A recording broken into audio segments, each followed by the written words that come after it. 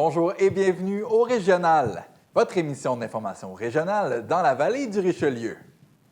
Cette semaine, à l'émission, Jean-Philippe Gilbert reçoit Sylvie Blanchard, directrice générale de l'Entraide Plus. Ève-Maude White-Ulysse discute des différentes façons pour arrêter de fumer et traiter la dépendance avec l'hypnologue Dany Labrec. Marie-Ève Brisebois s'entretient avec la préfète suppléante de la MRC, Mélanie Villeneuve, sur sa première séance du conseil tenue le 22 janvier dernier. Capsule de la mairesse de McMasterville, Magali Taillon, sur ce qu'est le droit de préemption. Chronique loisirs avec Marie-Ève Brisebois sur les activités disponibles dans la région à l'approche de la semaine de relâche. Finalement, je discute des différences qu'on peut constater dans les maladies cardiaques chez les femmes avec la docteure Christine Pacheco. Je m'appelle Marc-Antoine Harvey et je serai votre animateur pour cette édition du Régional. Bonne émission!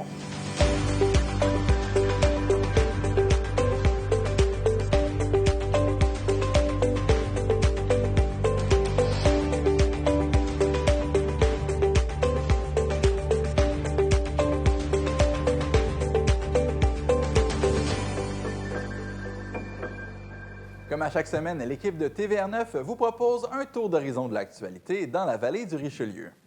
Les directions générales municipales ont connu beaucoup de mouvements ces derniers mois dans la région.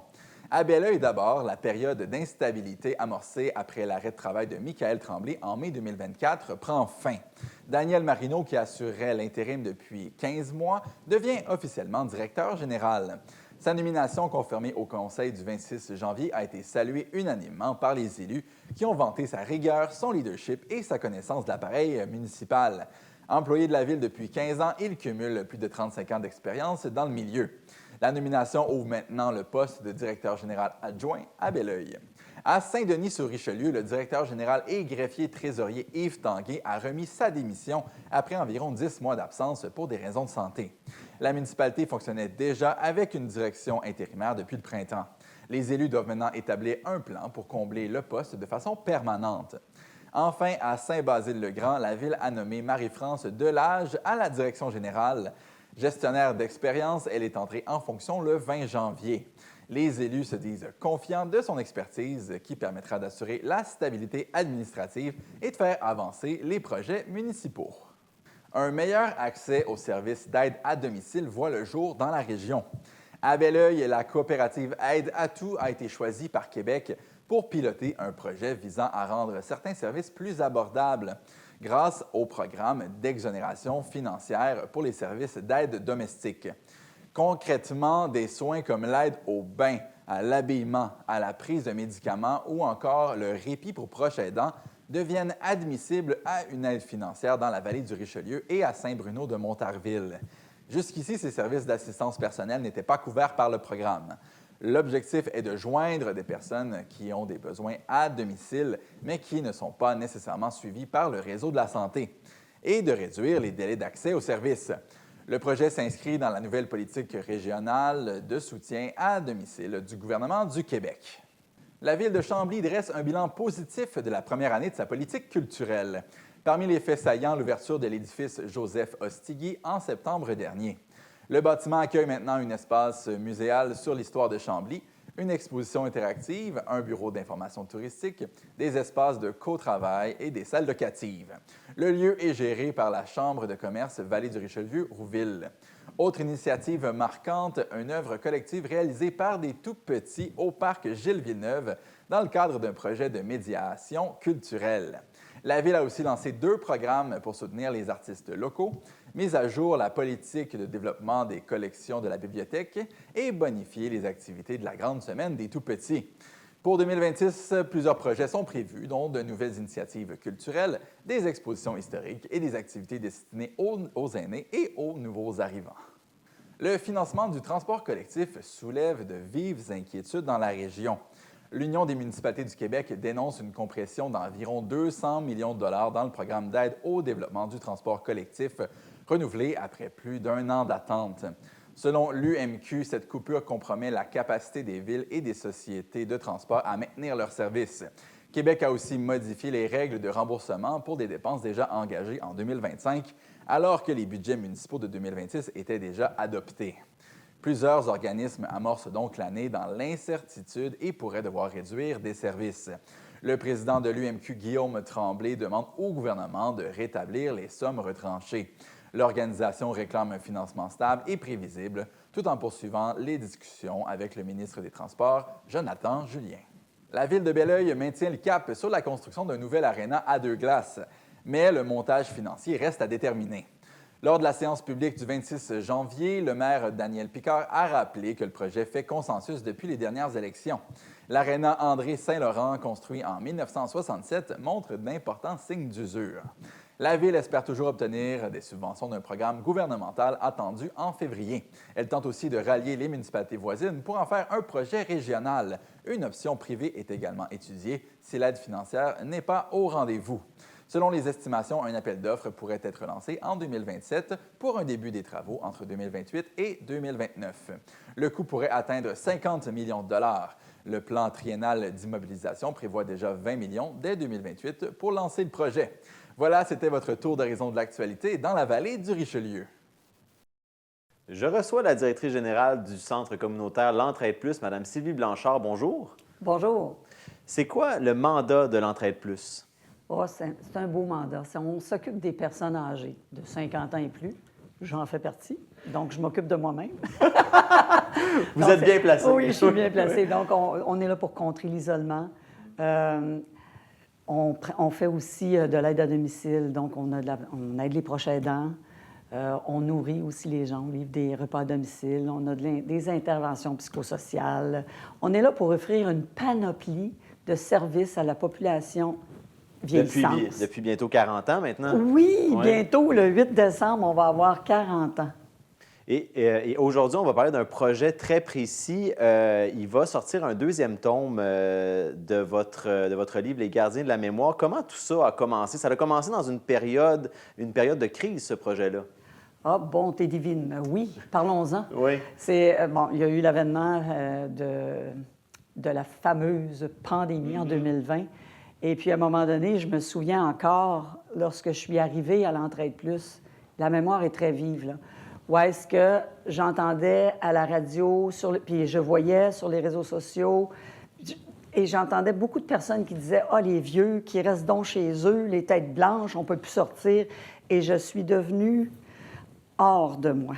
Comme si c'était une sous-catégorie de la population. Effectivement. Là. Parce que, comme vous vous souvenez, je ne sais pas, au début, c'était les personnes âgées qui ne devaient pas sortir parce que c'était eux, les personnes les plus vulnérables, si on veut. Et en arrivant au bureau, bien là, j'ai parlé avec les personnes, mon équipe. J'ai dit, ça n'a pas de mots juste de bon sens. J'ai dit, il faut faire quelque chose.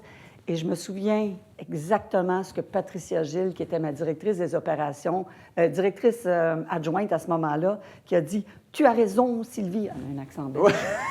Ce sont les gardiens de nos mémoires. Puis c'est de là que s'est inspiré le titre de votre livre. Oui! Et voilà, Épiphanie, Gardien de la mémoire, ceci est le tome 1. Et ça, c'est un rassemblement de tranches de vie. Comment vous avez eu accès à ces tranches? Comment vous avez fait votre repérage pour trouver les tranches de vie qui font partie du premier tome que vous avez en ce moment? Bien, on s'occupe des personnes âgées, puis c'était eux qu'on voulait mettre en valeur. Donc, avec au-dessus de 800 membres, on avait le choix. Et puis, on s'était regroupé, une petite équipe, pour appeler les gens à domicile parce qu'ils ne pouvaient plus sortir. Donc, on faisait des appels réguliers. Et à un moment donné, on s'est dit, bon, il y a des personnes qui ont des choses à raconter. Et souvent, on ne pouvait pas raccrocher après 5 minutes juste pour prendre conseil. Ben, êtes-vous correct? Avez-vous besoin de quelque chose? Et souvent, ils nous racontaient quelque chose.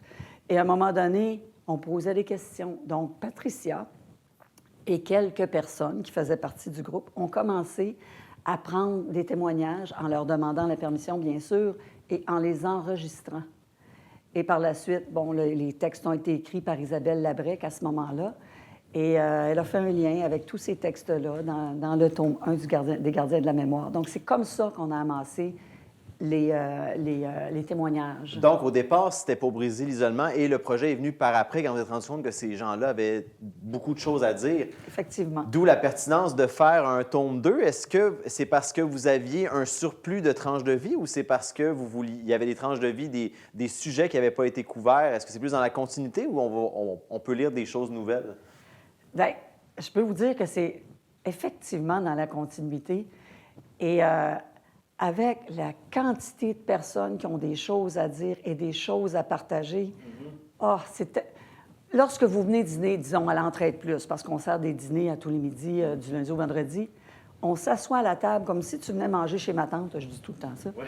Et là, on s'installe et là, on entend des histoires, des fois abracadabrantes, des fois drôles, des fois tristes, des fois qui nous touchent profondément. Et là, moi, je me suis rendu compte, comme tout le reste de l'équipe d'ailleurs, qu'il y a encore des histoires à raconter et il y en aura toujours. Mais parce que ça nous ramène à nos racines. On parle du titre, mais aussi de la couverture du livre, qu'on Oui. voit un arbre, Mais oui.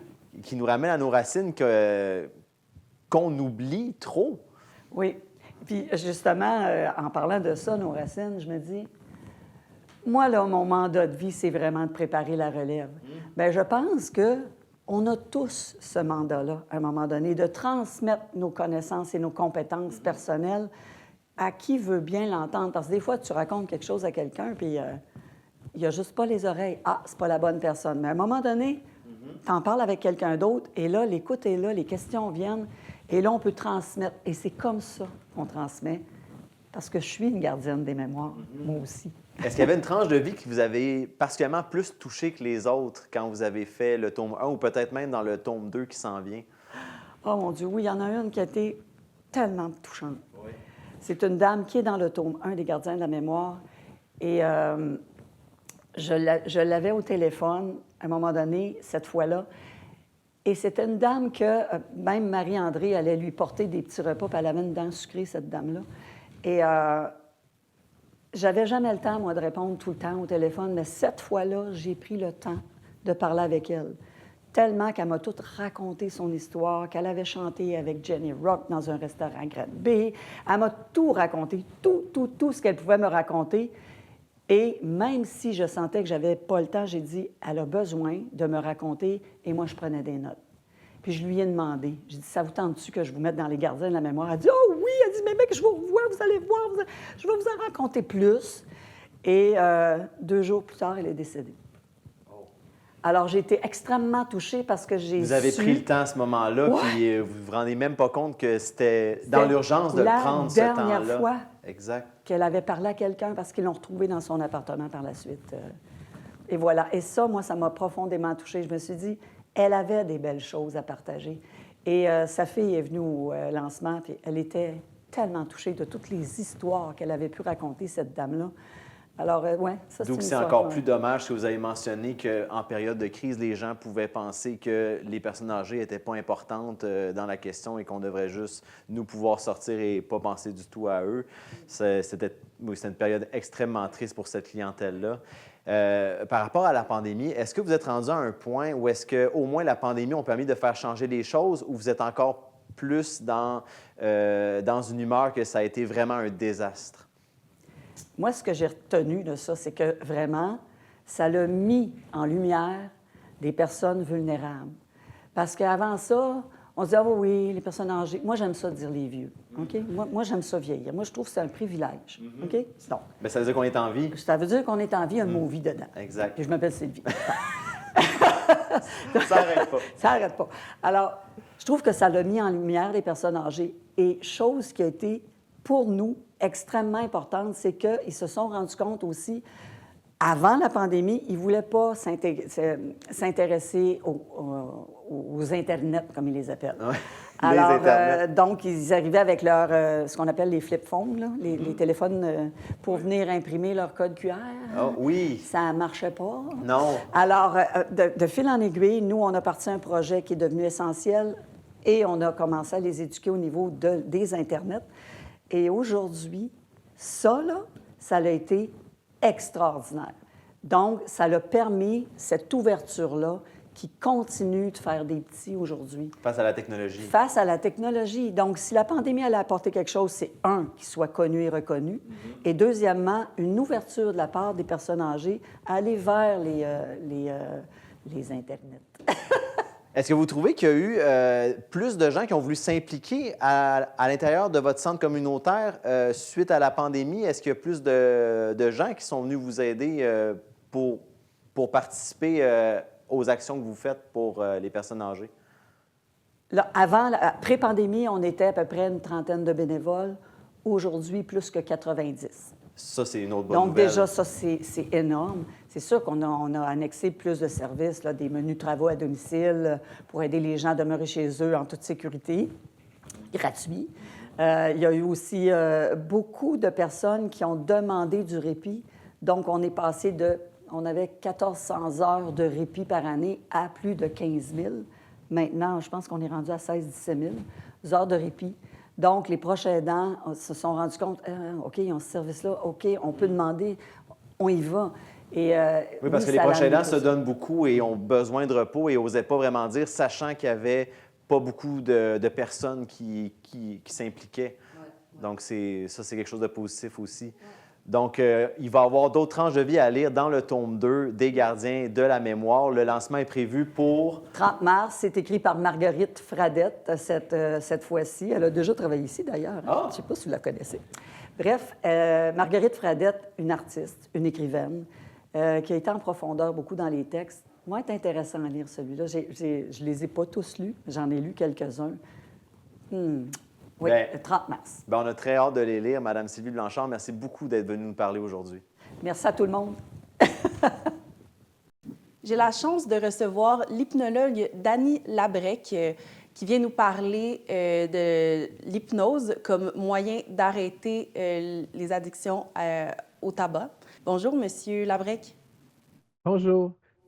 Donc, pour commencer, j'ai envie de parler de votre parcours. Vous avez étudié en biologie et en philosophie avant de vous rendre à l'hypnose. Parlez-moi de votre parcours. Oui, effectivement, j'ai fait un parcours en biologie cellulaire et moléculaire. J'ai complété une maîtrise et j'ai aussi fait une maîtrise en philosophie, donc en philosophie d'esprit, en métaphysique. Et je trouve que ces deux approches-là sont vraiment complémentaires, une et l'autre. Comprendre, je veux dire ça comme ça, comprendre l'esprit et la matière dans une même formule. Puis je trouve que c'est particulièrement bien adapté à l'hypnose où on peut justement adresser le côté sérieux, je veux dire le côté plus théorique, plus l'application scientifique, qu'est-ce que la science en dit. Et en même temps, on est dans un accompagnement, c'est un métier d'accompagnement de la relation d'aide. Donc, on aide à la personne à faire du sens de ses objectifs, de ses désirs, de ce qu'elle veut pour elle dans sa vie, pour pouvoir trouver plus de bonheur, plus de tranquillité, de paix, de liberté. C'est des grands thèmes qu'on explore aussi de ce côté-là. Vous êtes directeur chez Hypnose Humaniste Canada. Pourquoi Hypnose Humaniste? C'est quoi qui différencie des autres sortes de pratiques?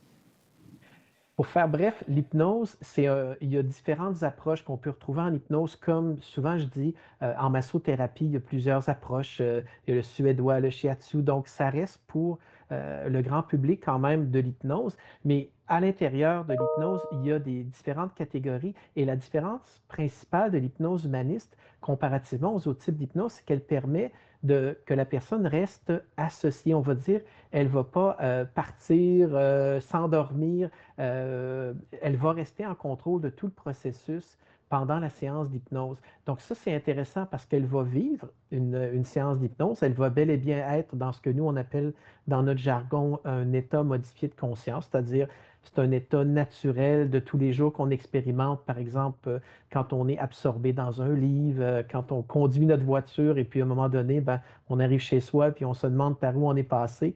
Donc la personne, elle vit bel et bien ça, sauf qu'elle reste complètement présente, totalement en contrôle. Donc le thérapeute, à ce moment-là, ou la thérapeute va la guider comme un peu un guide, un pédagogue pour arriver à ses objectifs, alors que dans les autres approches en hypnose, on va plus opter pour finalement envoyer la personne un peu dans la lune. Et souvent, des fois, les gens se souviennent, oui, mais il y a quelques petits bouts des fois qui sont relégués au thérapeute, à son rôle, à lui, de faire les choses pour la personne. Donc, je dis en résumé, en hypnose traditionnelle, comme on connaît, c'est « je te le fais ».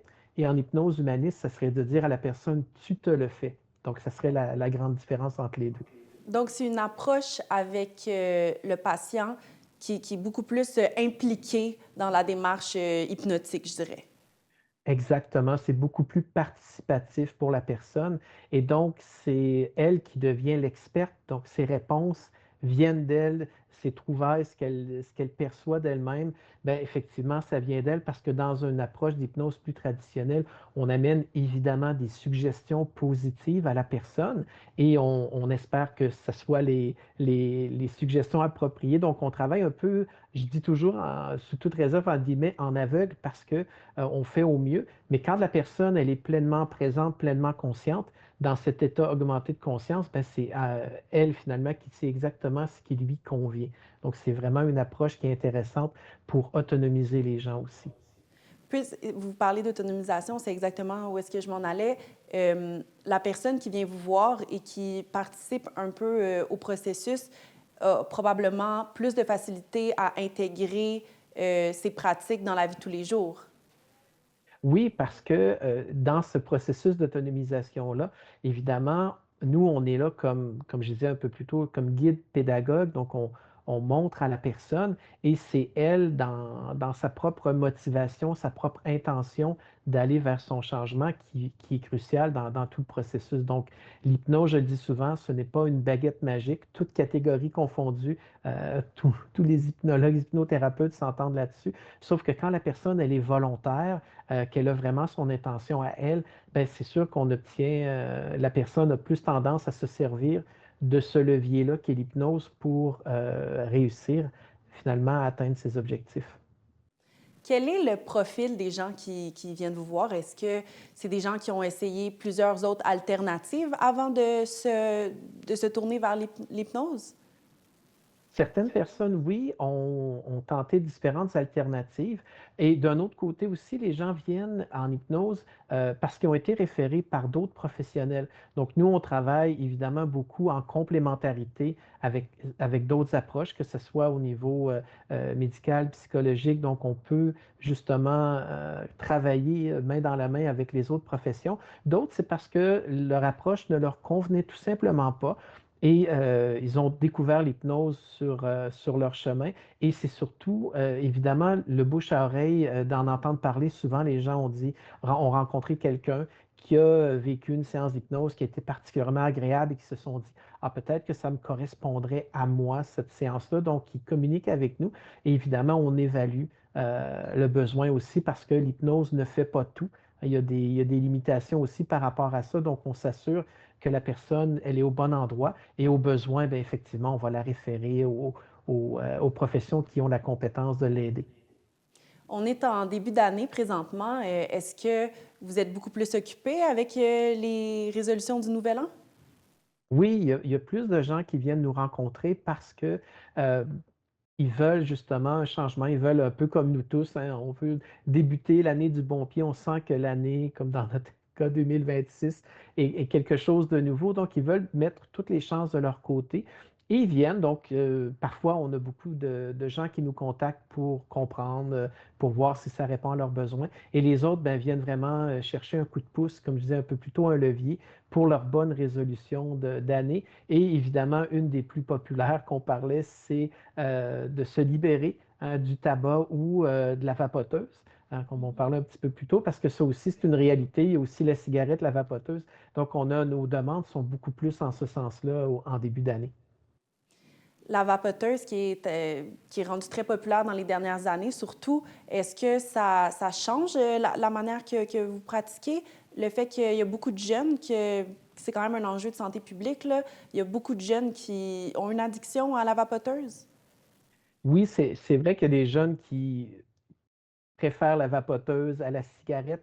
Pour les jeunes, en fait, c'est moins eux qui viennent nous rencontrer parce qu'au début, ils sont peut-être au tout début où ils découvrent la vapoteuse et c'est surtout les personnes, plus les adultes qui finalement disent, ben, je pense que finalement c'est trop, j'ai remplacé la cigarette par la vapoteuse, mais finalement ça ne me convient plus, ou même des gens qui se rendent compte qu'ils vapotent beaucoup.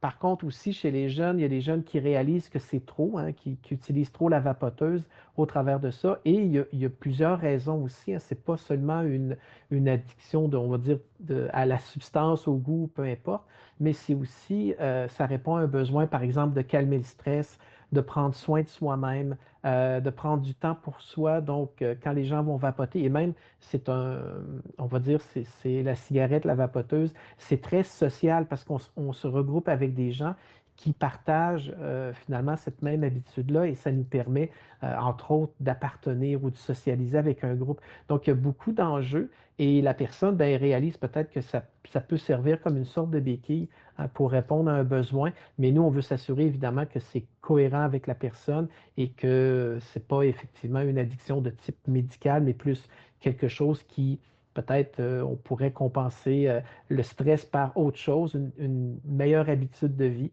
que la cigarette ou la vapoteuse. Monsieur Labrec, vous enseignez aussi l'auto-hypnose. Pourquoi c'est important pour vos patients de peut-être pouvoir savoir s'auto-hypnotiser?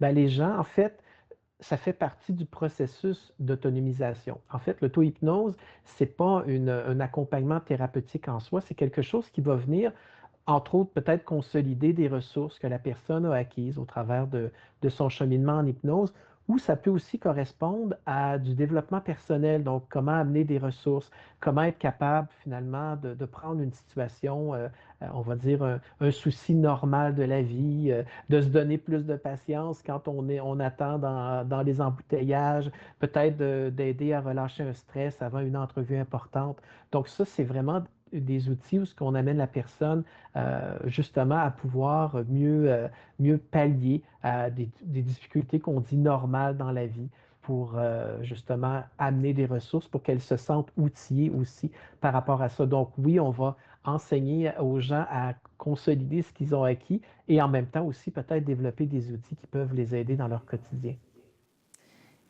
Petite question, ça peut peut-être sembler ridicule, mais quelqu'un qui est capable de s'auto-hypnotiser, est-ce que ça veut dire qu'il est capable d'hypnotiser les autres aussi? Ben, l'hypnose, d'amener quelqu'un en état d'hypnose, évidemment, ça prend des connaissances. Quand on enseigne l'auto-hypnose, ben, on va prendre beaucoup plus certaines généralités. C'est sûr qu'on va expliquer le côté comment fonctionne l'hypnose. L'hypnose, en fait, c'est une profession qui n'est pas, c'est pas un acte réservé comme une profession médecin, infirmier, psychologue. Par contre, elle est encadrée. Donc, elle est encadrée par différentes associations et ben, avant de se lancer justement dans une capacité à hypnotiser les gens ou en faire un métier comme hypnothérapeute, bien évidemment, ça prend des heures de formation. On parle en moyenne des différentes écoles en hypnose de 1000 heures de formation pour pouvoir être un hypnothérapeute qui a les outils nécessaires justement pour accompagner les gens en hypnose, pour les soutenir, les aider dans leurs besoins. Puis en finissant, M. Labrec, qu'est-ce que vous aimeriez dire aux gens qui sont un peu sceptiques de venir vous voir pour se délivrer de leur dépendance? Ben, l'idée, c'est que oui, il y a beaucoup de mythes, il y a beaucoup de choses reliées à l'hypnose parce que l'hypnose est un outil.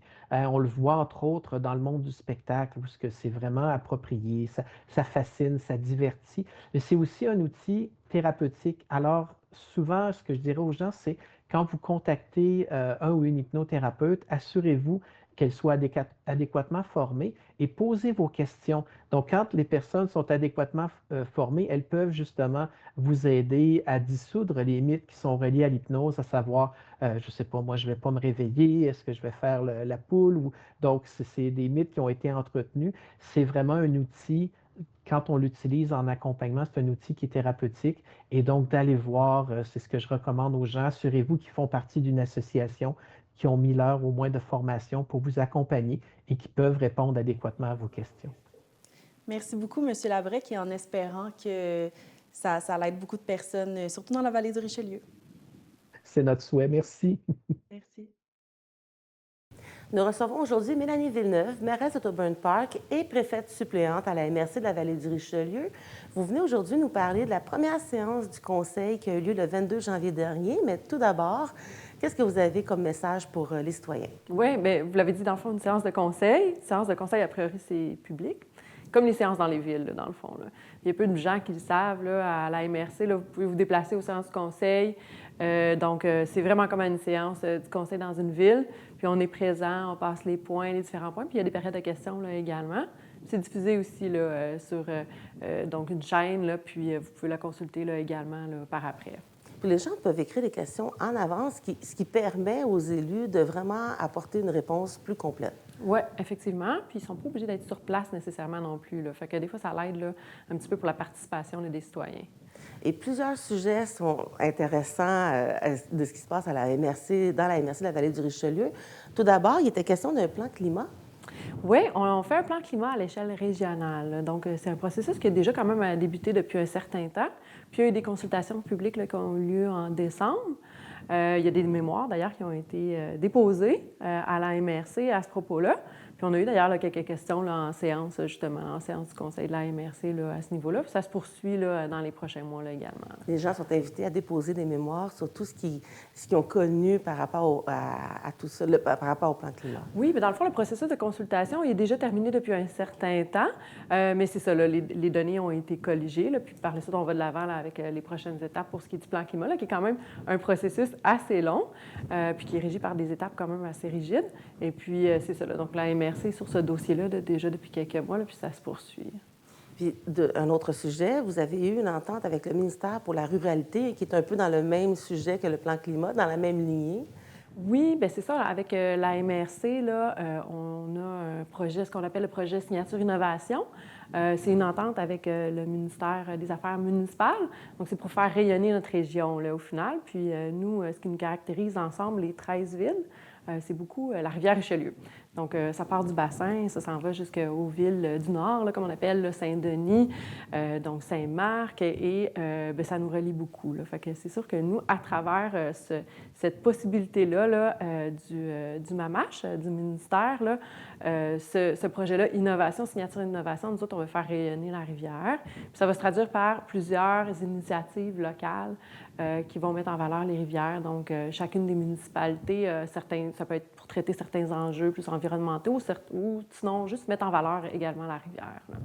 Parce que le partenariat est important avec le ministère, Ouais. mais il y a aussi la collaboration entre les MRC, puis ça a été question justement le 22 janvier dernier. Oui, collaboration, là, vraiment. Là. Bien, dans le fond, on fait partie de la table des préfets des élus de la Couronne-Sud. Donc, c'est un espace, je dirais, de discussion entre les élus qui sont au sud de Montréal. Donc, on fait partie, pour la plupart des villes de la MRC, de la CMM, la Communauté métropolitaine de Montréal. Ça nous permet de se concerter, là, dans le fond, sur des enjeux qui nous rassemblent, là, comme la Couronne-Sud. On parle notamment des enjeux pour ce qui est du transport en commun. Donc, ça, c'est souvent discuté. Et puis, d'ailleurs, notre préfète, Marilyn Nadeau, là, elle a été élue présidente de la table.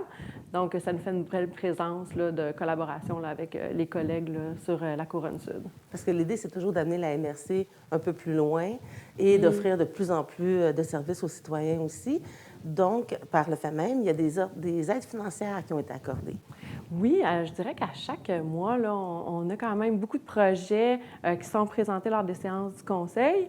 Ce mois-ci, on avait le club de canotage OBC, qui, en fait, on est partenaire du club de canotage depuis 2024.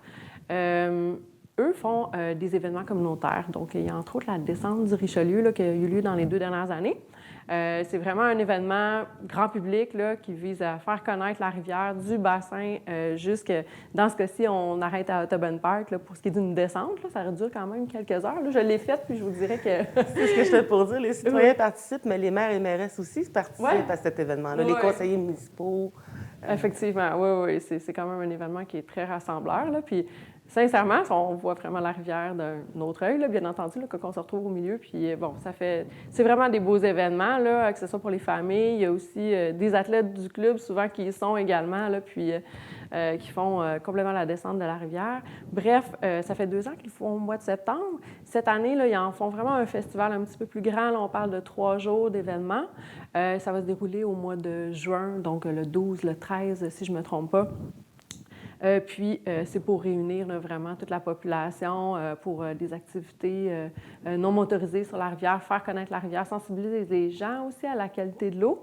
Veux pas, quand on fait du canot, on est en contact très, très près de la rivière, là, donc ça vise ça là, également. C'est sûr que nous, comme MRC, encore là, on a un lien là, qui est très fort avec la rivière. Là.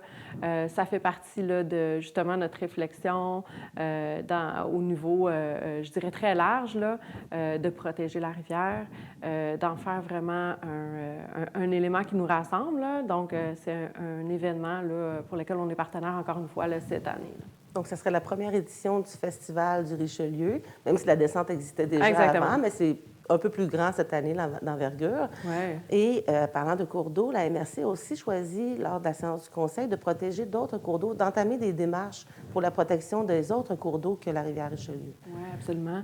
Donc, à travers les années, là, on s'est doté d'un plan pour les milieux naturels à la MRC.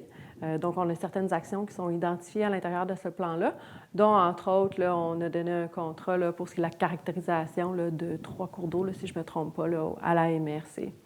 Et une autre aide financière a été accordée aussi par la MRC de la Vallée du Richelieu. Oui, dans le fond, on est partenaire également d'un projet qui est porté par le CRI Montérégie, le Conseil régional en environnement de la Montérégie.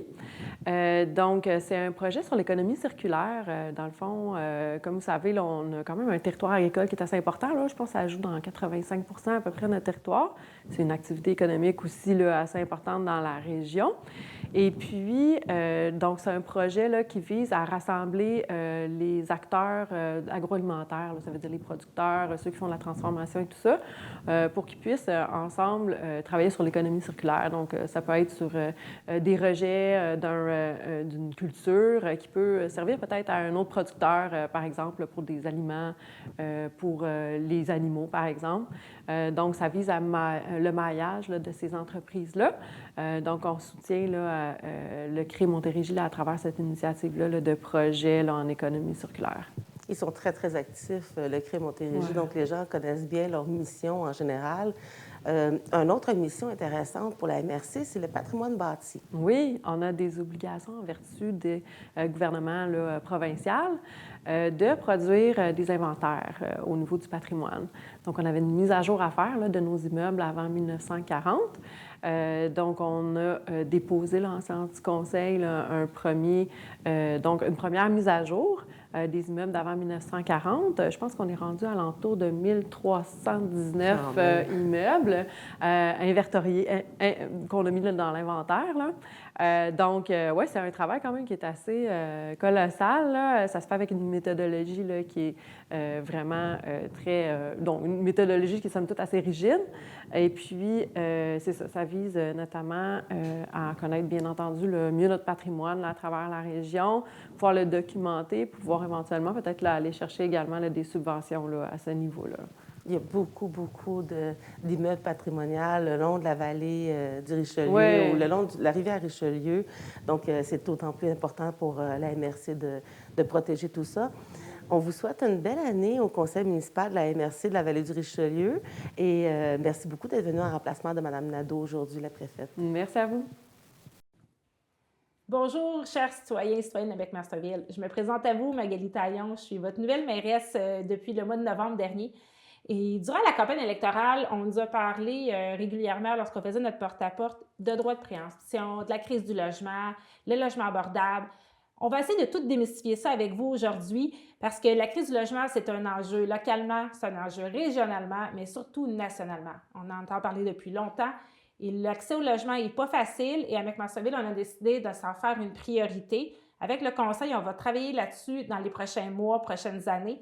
Et aujourd'hui, je suis accompagnée de M. Sébastien Gagnon, directeur général, et de Marie-Pierre Tremblay, directrice de l'urbanisme, avec qui on va parler du droit de préemption, qui est l'un des pouvoirs dont la Ville s'est dotée pour pouvoir répondre à la demande qui augmente dans le logement. Oui, bien, merci beaucoup, Mme la mairesse. En effet, la Ville, avec les pouvoirs qui nous ont été dévolus par le gouvernement du Québec dans le projet de loi 31, on a un nouveau pouvoir. En fait, il y a plusieurs nouveaux pouvoirs qui ont été donnés aux villes, entre autres celui du droit de préemption. C'est quoi? Bien, c'est celui d'établir le juste prix pour qu'une municipalité puisse se prévaloir et acheter un immeuble, un bien immeuble. Le conseil municipal nous a donné la responsabilité de faire du logement qui est hors marché. Ce qu'on entend par logement hors marché, c'est des logements qui sont abordables, des logements sociaux. Ça prend plus de logements pour les jeunes familles avec plus d'un enfant, donc des 5,5, des 6,5. Ça prend des logements pour les personnes âgées. Donc, avoir une diversité de logements qui sont accessibles à tous. Puis, bien, le droit de préemption nous permet, premièrement, d'évaluer où ces logements-là devraient aller. Ensuite, une fois qu'on a établi où, de mettre un droit de premier refus sur les terrains et les maisons qui sont en vente. Donc, on ne s'en va pas faire de l'expropriation. On attend que la maison soit mise en vente. Et quand la maison est mise en vente, bien là, on parle avec les propriétaires. On essaie de voir si on peut s'entendre. Si on ne s'entend pas sur le prix, la maison est mise en vente et la Ville a un droit de premier refus. Donc, une fois que la maison est vendue, qu'il y a une offre ferme, bien, la Ville peut accepter ou non. Puis c'est ce qu'on appelle établir le juste prix d'une maison. Honnêtement, c'est vraiment bien parce qu'en même temps, ça nous permet de déterminer où on voudrait faire du développement de ces projets-là. Donc, on a des endroits ciblés dans McMasterville, près de l'école à Farandole, entre autres, qui permettraient justement de rendre plus facile l'accès à l'école, au transport en commun, à la gare. Donc, c'est des endroits stratégiques qu'on avait déjà déterminés en conseil. Marie-Pierre Tremblay, qui pourrait décider de se prévaloir du droit de préemption? Pas n'importe qui. Hein. Dans le fond, il faut vraiment que la Ville ait choisi les terrains, les propriétés qui seraient intéressants.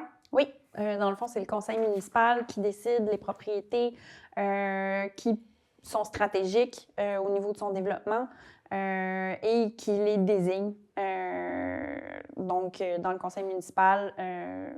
Puis ensuite, ben, les propriétaires de ces immeubles-là sont informés par la Ville de la situation. Madame la mairesse, vous le savez, on entend parler souvent, les gens ont peur de la densification, on pense qu'on veut toujours tout détruire, toutes les maisons. Je pense que ça serait intéressant que tu nous donnes certaines statistiques, Marie-Pierre, sur qu'est-ce qu'on a passé, qu'est-ce qu'on a démoli versus les reconstructions ou les revalorisations résidentielles. Oui, mais si on regarde seulement l'année 2025, on a eu un nombre beaucoup plus grand de rénovations et d'agrandissements que de démolitions ou de nouvelles constructions. Si on regarde les chiffres en particulier, on a eu 68 rénovations, 68 permis de rénovation, 9 permis d'agrandissement, seulement 3 permis de démolition et 4 permis de nouvelles constructions. Par contre, au niveau des nouvelles constructions, ces 4 permis-là ont permis de mettre en chantier 101 nouveaux logements sur notre territoire. Donc, c'est vraiment excellent pour lutter contre la pénurie de logements qui sévit en ce moment. Effectivement, et 101 logements, je suis vraiment impressionnée. Puis à chaque fois, on le sait, on a des logements des 5,5, des 4,5, des 3,5. On parlait pour des jeunes familles, mais aussi pour des personnes à mobilité réduite. Donc, et les endroits qui ont été ciblés sont quand même stratégiques, près de la 116, près de la 223, donc c'est intéressant. Puis on va le rappeler, le conseil municipal n'utilisera pas ce pouvoir-là tout le temps. Ça ne veut pas dire que d'emblée, on va aller vers l'utilisation de ce pouvoir-là, vers le droit de préemption, vers le pouvoir du PL 31 dont le gouvernement nous a doté aussi, parce que le but, c'est d'aller intelligemment, de densifier, d'avoir des projets responsables qui vont répondre à une demande. Donc, bien situés et dont le conseil va être garant et va être satisfait de ce qui nous a été présenté. Donc, je pense que ça vaut la peine de le mentionner. Monsieur Gagnon, qu'est-ce qu'on pourrait dire en terminant? En terminant, la densification se fait de façon intelligente. À McMasterville, se fait de façon douce. Et on essaie de s'assurer que la typologie de ce qu'on construit est toujours compatible avec le milieu qu'il reçoit. Puis ça, c'est le conseil que vous nous avez donné, ce mandat-là. Puis c'est ce genre de projet-là. D'autre part, on essaie d'avoir des beaux projets, de rehausser la qualité de construction.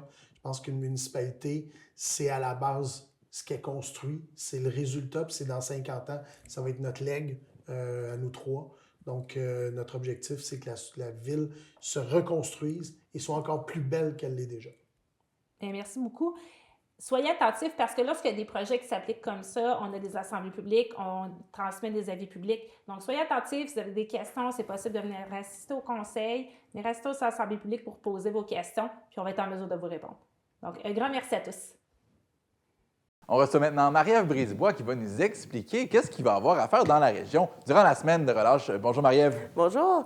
Cette année, la semaine de relâche est du 2 au 6 mars. 2 au 6 mars. Oui, on Et- c'est dans bientôt déjà. C'est très bientôt, donc les parents, les enfants peuvent s'y préparer. Tout d'abord, on a reçu récemment la ville de Belleuil, la ville de Saint-Hilaire pour parler des activités hivernales qui ont lieu. Donc, on va se concentrer surtout sur 3 villes de notre OK. municipalité, de notre Commençons MRC. par la ville de Chambly. Oui, à Chambly, c'est très intéressant. La semaine de relâche est sous le thème de Fais relâche avec nous. Donc, une des premières activités qui est intéressante, en fait, c'est autant activités culturelles, sportives que familiales. Donc, le 3-4 mars, l'École secondaire de Chambly ouvre ses portes pour faire des jeux gonflables, différents types d'âges. Donc, c'est un espace où les enfants et les c'est les le fun. petits et les moins Ah ouais. petits peuvent bouger allègrement. Le 5 mars, au pôle, à ne pas manquer, Théâtre Jeunesse, donc la pièce Oreo et Lunettes. C'est un peu une adaptation ludique et originale de Roméo et Juliette. Et fait il y a de l'action pour ceux qui veulent bouger avec les jeux gonflables, puis il y a une activité plus culturelle pour ceux qui veulent s'asseoir. OK, on change. À Saint-Mathieu-de-Belleuil, qu'est-ce qui se passe? En fait, dans la plupart des villes, il faut noter qu'il y a les buttes à glisser, il y a le patinage libre extérieur. Il y a beaucoup d'activités extérieures à faire. Donc, la plupart des villes recommandent de vérifier les états des conditions des sites d'activité avant de se présenter, avant de se déplacer. Donc, entre autres, des activités qui reviennent autant à Chambly qu'à Saint-Mathieu-de-Belleuil. Le patinage aura lieu aussi dans ces 2 villes-là. Bien, juste avant de passer à Saint-Mathieu-de-Belleuil, je vois mes notes. À Chambly, il y a un combat d'archers qui sera aussi organisé. Donc, pour ceux qui ont des talents d'agilité, c'est à Chambly que ça se passe. Avec les flèches, avec la mousse? Ah, ça, c'est le fun d'essayer ça. C'est très différent comme activité. On dirait que les villes essayent vraiment d'aller dans l'innovation d'une année à l'autre. Donc, vous parliez de Saint-Mathieu-de-Belleuil, entre autres. Eux, ils font un thème spécial pour le camp de jour, à l'eau, la relâche, au centre aquatique de Belleuil. Donc, c'est à noter que les gens qui sont dans la région de Saint-Hilaire ou autres peuvent aussi aller au centre aquatique de Belleuil. Saint-Mathieu-de-Belleuil fait aussi une soirée pizza. C'est pour ados seulement, le 6 mars, à ne Ça pas mange beaucoup manquer. des ados. Il va falloir beaucoup de pizza, s'il vous plaît. Beaucoup de pizza, beaucoup de musique, beaucoup d'animation. C'est vraiment à ne pas manquer une soirée que les adolescents apprécient en général d'une année à l'autre. Par la suite, comme je le mentionnais un peu plus tôt, il y a aussi Saint-Basile-le-Grand, parmi les villes qu'on veut discuter aujourd'hui. Ils sont très, très jeunesse, Saint-Basile-le-Grand, de plus en plus au fil des ans. Donc, les activités cette année sont vraiment sous le thème de l'exploration. Donc, tout ce qui est explorateur en mission, c'est une aventure dans la jungle tropicale. Il y a différentes journées durant la semaine qui sont sous ce thème-là. Donc, une journée, on peut tester nos connaissances sur les animaux tropicaux. Une autre journée, entre autres, c'est une aventure immersive par rapport à tout ce qui est animaux exotiques aussi. Puis la grande finale, le 6 mars, est sous le même thème aussi. Il y a beaucoup d'activités qui s'en viennent. On vous invite à vérifier la programmation. Il va y avoir quelque chose qui vous convient là-dedans, c'est sûr. Pour terminer, Marie-Ève, comment on fait pour s'inscrire? La plupart des sites Internet demandent une inscription en ligne avant une date ou une autre. Vous pouvez vérifier selon vos villes. Ça prend la carte loisir, la carte de la ville, comme on l'appelle communément souvent. Donc, pour préparer en avance les parents, parce qu'il y a beaucoup de camps de jour aussi dans la semaine de relâche. Il faut prévoir, les écoles sont fermées, on veut garder les enfants occupés. Donc, il y a des camps de jour thématiques selon les talents des enfants. Et une petite recommandation aussi en terminant, souvent dans des activités extérieures hivernales, comme entre autres le 15 février prochain à Saint-Hilaire, aura lieu Plaisir d'hiver, c'est argent seulement, en argent comptant seulement. Donc, prévoir parce qu'il y a beaucoup d'endroits dans les villes où il va y avoir des animations, des kiosques. Parfois, c'est les travailleurs de rue qui vont être là pour distribuer des cafés, des breuvages chauds. Donc, de prévoir un moyen de financement à ce moment-là pour participer à certaines activités. Merci beaucoup, Marie-Ève. Merci. Nous avons la chance aujourd'hui de retrouver Christine Pacheco, qui est cardiologue. Bonjour, Madame Pacheco. Bonjour, ça va bien? Oui, merci beaucoup d'être avec nous pour parler d'un sujet qui est assez fascinant puis qu'on ne parle pas assez. Vous avez une expertise dans les maladies cardiovasculaires, mais qui touchent particulièrement les femmes. Pouvez-vous nous expliquer en quoi certaines maladies peuvent toucher différemment un sexe comme l'autre? Oui, en fait, on sait que classiquement, historiquement, on pensait que la maladie cardiaque, c'était surtout une maladie d'hommes, mais on se rend compte avec les statistiques que les femmes sont de plus en plus atteintes. En fait, une femme sur 3 au Canada va avoir une maladie cardiovasculaire au courant de sa vie. Et on sait aussi que c'est la première cause de mortalité prématurée chez les femmes au pays. Donc, c'est important que les femmes s'en soucient. On sait aussi que les femmes, suite à un infarctus, sont plus sujettes et plus à risque de mourir que les hommes dans les groupes d'âge plus jeunes. Fait que c'est des statistiques qui sont inquiétantes et sur lesquelles il faut s'attarder. Pourquoi est-ce que ce champ d'expertise-là est moins avancé? Est-ce que c'est une question d'études? Oui, en fait, on sait que seulement le tiers des participants aux études en maladies cardiovasculaires sont des femmes, fait qu'elles sont sous-représentées en recherche, qui se fait en sorte que la majorité de la recherche encore de nos jours se fait principalement sur les hommes.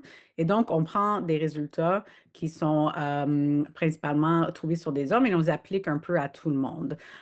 Donc, il y a des maladies, des types d'infarctus, par exemple, qui se présentent plus souvent chez les femmes, pour lesquelles nos connaissances ne sont pas tout à fait au même niveau que d'autres maladies chez les hommes. Pourquoi est-ce que vous pensez qu'il y avait moins d'études? Est-ce que c'était vraiment puisqu'on ciblait les hommes ou est-ce que c'est une question de candidats? Il y avait plus d'hommes qui se portaient volontaires. Qu'est-ce qui s'est passé dans le passé? Donc, il y a plusieurs raisons qu'on pense. À la base, avec le penchant historique, la maladie cardiovasculaire atteignait principalement les hommes. Je pense qu'il y avait plus d'études un petit peu ciblant cette population-là. Il y a également des barrières, des fois, à participer à une étude. C'est pas évident. Il faut se déplacer à l'hôpital, il faut avoir quelqu'un, des fois, pour prendre soin de nos enfants. Il y a également historiquement eu des problématiques en recherche. On pense à l'exemple de la thalidomide là, qui avait créé des malformations chez les bébés naissants. Puis ça a fait en sorte que pendant beaucoup d'années, on n'a simplement pas fait de recherche chez les femmes en âge de procréer par cette crainte-là. Donc, multiples facteurs qui ont mené à cette sous-étude. Bien, heureusement qu'aujourd'hui, on fait plus attention là, à cette différence-là, puis qu'on est capable de mieux cibler ou encore de mieux traiter, je l'imagine. Vous avez participé à un programme, ça s'appelle CardioF. Pouvez-vous nous expliquer quel est ce programme? En fait, CardioF, j'ai cofondé CardioF avec mes collègues. C'est un centre d'expertise dédié à la santé cardiovasculaire de la femme au CHUM, mais aussi avec une clinique satellite à l'hôpital Pierre-Boucher à Longueuil. En fait, on a 4 volets. On s'occupe en clinique des patientes qui ont des problématiques cardiaques plus souvent diagnostiquées chez les femmes. On s'occupe aussi de l'enseignement, la formation continue. On organise des événements de sensibilisation auprès de la population générale. On organise aussi des symposiums pour mieux informer nos professionnels de la santé. Et on a aussi également un volet de recherche où on s'attarde à la fois à nos patientes qu'on suit à la clinique, mais aussi à d'autres populations pour essayer de mieux comprendre la maladie. Pensez-vous que dans le passé, il y aurait pu avoir justement des erreurs là, qui ont eu des graves conséquences simplement parce qu'on avait mal cerné si c'était une maladie qui s'attaquait plus aux hommes ou aux femmes? Oui, en fait, il y a des statistiques qui montrent que, tout dépendamment des études qu'on lit, entre 20 et 50 des infarctus peuvent passer un peu sous le radar chez les femmes, principalement parce que les symptômes, des fois, sont décrits différemment chez les femmes que chez les hommes. La plupart des patients vont avoir un inconfort, une douleur au niveau de la poitrine, mais souvent, les femmes vont s'exprimer autrement, vont dire « Ah, ça fait pas mal, c'est un inconfort, c'est une pesanteur, c'est un brûlement ». Elles vont aussi avoir d'autres symptômes, plus souvent d'autres symptômes qui accompagnent leur malaise principal. Je suis aussi essoufflée, je suis aussi étourdie, je suis aussi fatiguée. Et des fois, cette différence au niveau de la clinique peut mener le clinicien ou le professionnel de la santé un peu sur une fausse route au début du diagnostic, ce qui peut entraîner des délais du diagnostic et du traitement. Ah, ça, c'est... Donc, les femmes seraient plus tolérantes à certaines douleurs que ce que vous me dites. Pas nécessairement tolérante, mais de ce que nos études nous disent, c'est vraiment l'expression des symptômes qui est différente. Là. Pour ceux qui ne sont pas accoutumés comme moi, en fait, à ces mots-là, un infarctus, qu'est-ce qui se passe dans le corps? Un infarctus, dans le jargon général, souvent, on dit une crise cardiaque. En fait, c'est une partie du muscle du cœur, de la pompe, là, qui ne reçoit pas assez de sang, souvent parce qu'il y a un problème au niveau de la plomberie du cœur, les artères coronariennes, les vaisseaux sont bloqués. Il y a un problème à ce niveau-là, puis ça va créer ce qu'on appelle un infarctus ou une crise cardiaque. OK, donc Expliquons-nous aux gens qui nous regardent, là, par exemple, quels seraient les signes avant-coureurs ou les symptômes qu'on ne devrait jamais ignorer, là, qu'on pourrait ressentir par rapport à un infarctus, comme vous le dites?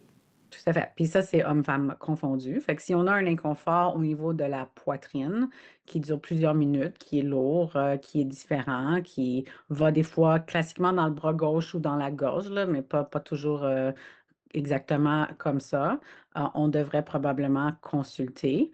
Si c'est quelque chose qui s'en va après quelques minutes, peut-être qu'on peut en parler à notre médecin, faire un rendez-vous, mais c'est sûr que si c'est quelque chose qui persiste dans le temps, il faut appeler le 911 et consulter aux urgences. OK, donc c'est quelques minutes, là, c'est assez rapide. Oui, entre 5 et 10 minutes, je vous dirais, là, si ça continue, là, puis ça ne s'en va pas, ça mérite d'être de consulter. Non, il faut faire attention à ça parce que, comme vous le dites, on peut un peu minimiser ça. Tu sais, une douleur ou un inconfort, ça peut sembler être moins grave que c'est en réalité, mais il ne faut pas prendre de chance, là. Non, non. Puis je pense que les gens se connaissent aussi. Fait que si c'est quelque chose de différent, de distinct, de nouveau, d'inhabituel, il ne faut pas hésiter. Est-ce que vous pensez que aujourd'hui, avec le stress, la vie qui va vite, ça a un impact sur la santé des femmes ou des gens en général? Tout à fait. Certaines maladies sont des fois même provoquées ou déclenchées par le stress psychologique. Là, on parle la maladie, le syndrome du cœur brisé, entre guillemets, là, ou la maladie de Takotsubo. C'est une cardiopathie qui se présente à 90% chez les femmes. Et souvent, il y a un déclencheur, soit émotif ou de stress. On sait aussi que certains types d'infarctus, comme une dissection, une déchirure spontanée d'une artère, ça peut être déclenché également pour le stress. Et après ces événements-là, c'est important d'adresser cette problématique de stress chronique, des fois d'autres problèmes, l'anxiété, des symptômes dépressifs et de s'y attarder parce que ça peut avoir des impacts sur le cœur. Comme quoi, le cœur et l'esprit, c'est toujours assez relié. Tout à fait. C'est fascinant, mais oui, effectivement, ça peut être très intimement lié. Christine Pacheco, je rappelle, vous êtes cardiologue, vous avez une spécialité, vous êtes experte dans les différences là, que peut avoir la maladie chez les femmes. Je vais vous donner un site Internet là, si vous avez des questions à la maison ou si vous voulez en savoir plus. Visitez le site chumontréal.qc.ca/répertoire cardio F. C'est l'organisme, le programme qu'on a parlé qui se spécialise pour les femmes. Docteur Pacheco, merci beaucoup d'avoir été avec nous. Merci de faire ce que vous faites puis de faire une différence dans la vie des gens. Merci beaucoup. Bonne journée. À vous aussi. Voilà, c'est tout pour cette édition du Régional. J'espère que vous avez bien apprécié. Je vous rappelle que si vous avez des idées de sujets d'actualité ou de questions qui vous préoccupent dans la région, envoyez-nous-les à l'adresse info@tvr9.com pour que notre équipe de journalistes puisse s'y intéresser. Sinon, on se dit à la semaine prochaine pour une nouvelle édition du Régional. Bonne semaine!